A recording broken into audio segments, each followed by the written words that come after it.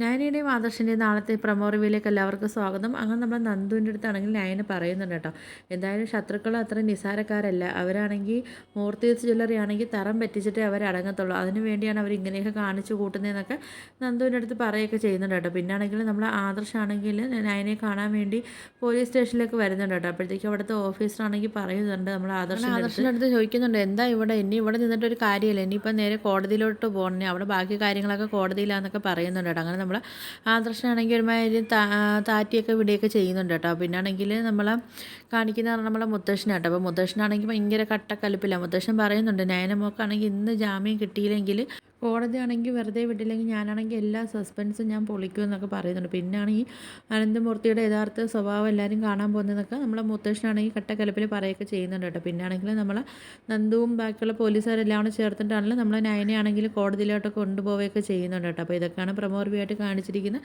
അപ്പോൾ വീഡിയോസൊക്കെ ഇഷ്ടപ്പെട്ടാൽ ഒന്ന് ലൈക്ക് ചെയ്ത് ഷെയർ ചെയ്ത് സബ്സ്ക്രൈബ് ചെയ്ത് ബെല്ലൈക്കൻ എനേബിൾ ചെയ്തൊന്ന് സപ്പോർട്ട് ചെയ്യണേ.